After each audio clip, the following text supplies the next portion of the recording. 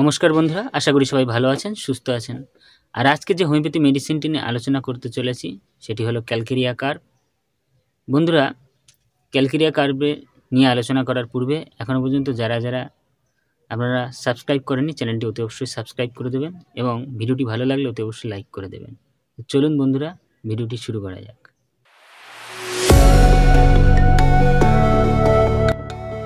বন্ধুরা, ক্যালকেরিয়া কার্ভের যদি চরিত্রগত লক্ষণের দিকে যাই তার আগে বলতে হবে যে কনস্টিটিউশনাল দিকটা আলোচনা করতে হবে, অর্থাৎ ধাতুগত লক্ষণগুলি বিচার করে আমরা ক্যালকেরিয়া কার্ভ নির্বাচন করব।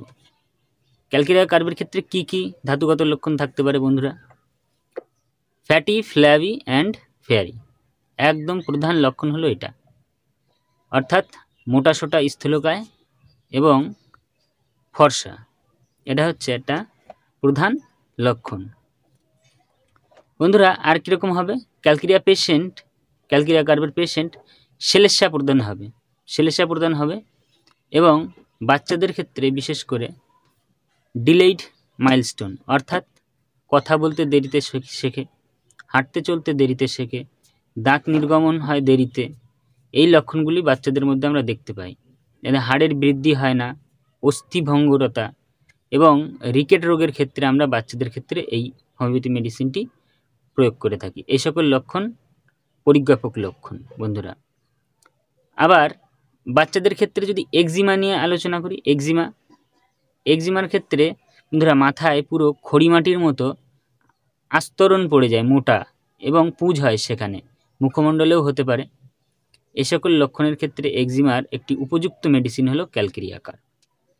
বন্ধুরা, বাচ্চাদের তড়কা জ্বর হয়, যেমন দাঁতে যন্ত্রণা হচ্ছে তার জন্য তড়কা হচ্ছে, বা ধরুন দাঁত উঠবে সেই মুহূর্তে, সেই সময় জ্বর জারি আসলো, এ সকল লক্ষণের উপর ভিত্তি করে আমরা দিতে পারি।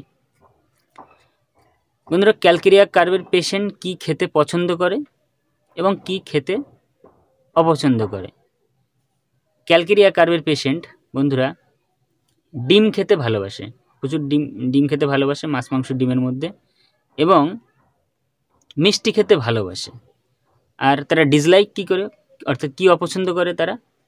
তারা দুধ খেতে অপছন্দ করে বা দুধ সহ্য হয় না তাদের।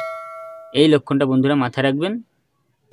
আর ক্যালকেরিয়া কার্ভ প্রয়োগ করার ক্ষেত্রে অতি অবশ্যই ধাতুগত লক্ষণগুলি দেখবেন। বন্ধুরা, ক্যালকেরিয়া কার্ভের পেশেন্টের গায়ের থেকে খুব দুর্গন্ধ বের হয়, যে ঘাম হয় এবং প্রচুর পরিমাণে ঘাম হয় এবং সেই ঘাম থেকে প্রচুর দুর্গন্ধ বের হয়।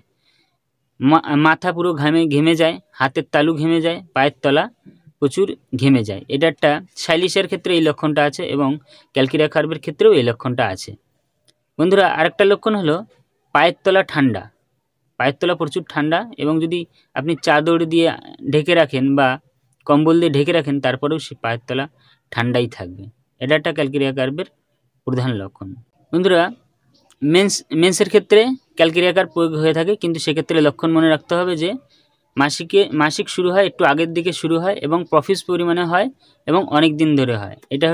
এটা হলো মেনস্ট্রুয়েশনের লক্ষণ ক্যালকেরিয়া কার্ভের ক্ষেত্রে।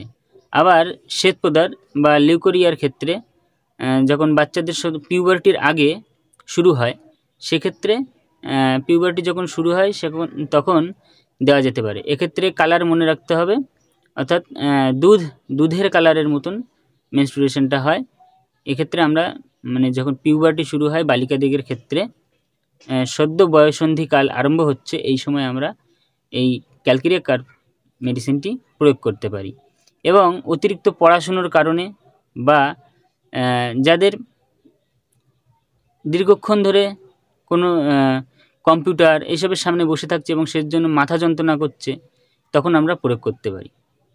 রাতে ঘুম হচ্ছে না, অনিদ্রা, সে সকল ক্ষেত্রে আমরা এই ক্যালকেরিয়া কার্ভ বাচ্চাদের ক্ষেত্রে প্রয়োগ করতে পারি। এনলার্জমেন্ট অফ লিম্ফ্যাটিক গ্ল্যান্ড, অর্থাৎ গ্রন্থি বৃদ্ধি, যেমন গলার গোড়ায় যদি গ্রন্থি বৃদ্ধি হয়, যদি কুচকির গোড়ায় বৃদ্ধি হয়, আবার যদি বগলের গোড়ায় বৃদ্ধি হয়, যে লিম্ফ্যাটিক গ্ল্যান্ড আছে, এগুলো শক্ত হবে এবং বেদনাযুক্ত হবে। সে সকল ক্ষেত্রে ক্যালকেরিয়া কার্ভ অতি গুরুত্বপূর্ণ মেডিসিন। সাইলেসিয়াও প্রয়োগ হয়ে থাকে, কিন্তু ক্যালকেরিয়া কার্ভ একটি গুরুত্বপূর্ণ মেডিসিন, এটি মনে রাখতে হবে বন্ধুরা। আবার এর বৃদ্ধি কখন হয় আর উপশম কখন হয়? ক্যালকেরিয়া কার্ভের বৃদ্ধি কখন আর উপশম কখন? ক্যালকেরিয়া কার্ভের পেশেন্ট বন্ধুরা ঠান্ডা সহ্য করতে পারে না এবং তাদের শীত আবহাওয়া এবং সকালবেলার দিকে মেঝেতে ঠান্ডা মৌসুমে এদের রোগ লক্ষণ বৃদ্ধি পায় বা উপসর্গের বৃদ্ধি পায় এবং উষ্ণ ঘরে উষ্ণ বাতাসে তাদের একটু উপশম হয়, আরাম লাগে। তো বন্ধুরা এইগুলি ছিল লক্ষণ, অতি অবশ্যই মনে রাখবেন। আর আরও রয়েছে, ক্যালকেরিয়া কার্ভ নিয়ে আলোচনা করতে গেলে আরও 10 মিনিট লেগে যাবে, কিন্তু বন্ধুরা জানি আপনারা বড় ভিডিও দেখেন না, লং ভিডিও দেখেন না, তাই আজকে এই পর্যন্তই। আবার দেখা হচ্ছে অন্য একটি ভিডিওতে। যদি ভালো লাগে ভিডিওটি অতি অবশ্যই লাইক করুন এবং চ্যানেলটি অতি অবশ্যই সাবস্ক্রাইব করে দেবেন, তাতে করে নতুন ভিডিও বানাতে আরও উৎসাহিত হব। ততক্ষণের জন্য অতি অবশ্যই ভালো থাকুন।